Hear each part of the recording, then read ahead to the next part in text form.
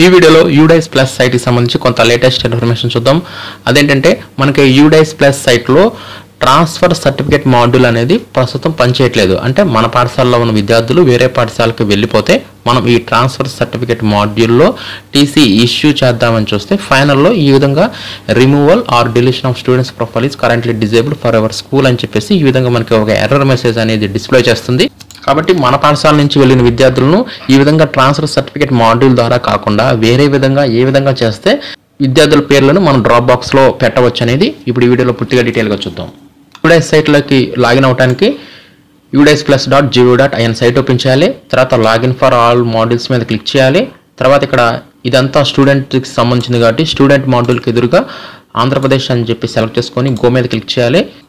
ఇక్కడ user ID password వద్ద మన పాఠశాల యొక్క డైస్ కోడ్ పాస్వర్డ్ ఈ క్యాప్చా కోడ్ ఇచ్చేసేసి ఈ సైట్లోకి ముందు లాగిన్ అయిపోవాలి.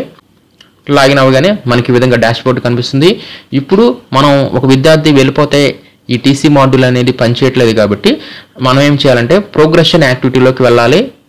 ఇక్కడ ఈ ప్రోగ్రెషన్ యాక్టివిటీలో ఫైనలైజ్ ప్రోగ్రెషన్ చేసినా సరే మనం ఇప్పుడు నేను చెప్పే ఆప్షన్ అనేది పనిచేస్తుంది. దీంట్లో గో మీదకి వెళ్ళండి.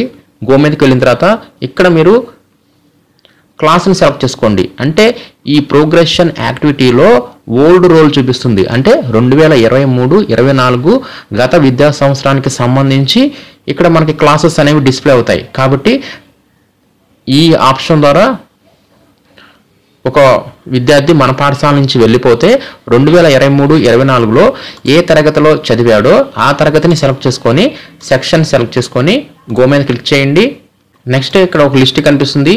ఈ తరగతిలో మనం ఏ విద్యార్థి అయితే మన పాఠశాల నుంచి వెళ్ళిపోయారో ఆ విద్యార్థి యొక్క స్కూలింగ్ స్టేటస్ని ఇక్కడ అప్డేట్ చేస్తే సరిపోతుంది.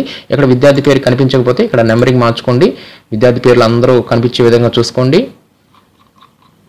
తర్వాత ఏ విద్యార్థి యొక్క ఈ స్కూలింగ్ స్టేటస్ అనేది మార్చాలనుకుంటున్నామో ఆ విద్యార్థికి ఎదురుగా కరెక్షన్ అని ఉంటుంది. ఈ కరెక్షన్ మీద క్లిక్ చేయండి. ఇక్కడ దీంట్లో స్కూలింగ్ స్టేటస్ ఇక్కడ ఇదివరకైతే మనం స్టడీయింగ్ ఇన్ సేమ్ స్కూల్ అని ఇచ్చాము. ఇప్పుడు ఆ విద్యార్థి మన స్కూల్ నుంచి వెళ్ళిపోతే ఇక్కడ మనం లెఫ్ట్ స్కూల్ విత్ టీసీ అని చెప్పి ఇచ్చేసేసి అప్డేట్ మీద క్లిక్ చేస్తే ఈ విధంగా సక్సెస్ఫుల్లీ అప్డేట్ అవుతుంది. నెక్స్ట్ ఓకే మీద క్లిక్ చేయండి. ఇంతటితో ఆ విద్యార్థి పేరు అనేది ఆటోమేటిక్గా డ్రాప్ బాక్స్లోకి వెళ్ళిపోవడం జరుగుతుంది. ఈ విధంగా మనం ఈ స్కూలింగ్ స్టేటస్ని స్టడీయింగ్ ఇన్ సేమ్ స్కూల్ అని పెడితే కరెక్షన్లోకి వెళ్ళి ఈ విధంగా లెఫ్ట్ స్కూల్ అని చేసేసేయండి. ఆటోమేటిక్గా డ్రాప్ బాక్స్లోకి వెళ్ళిపోవడం జరుగుతుంది.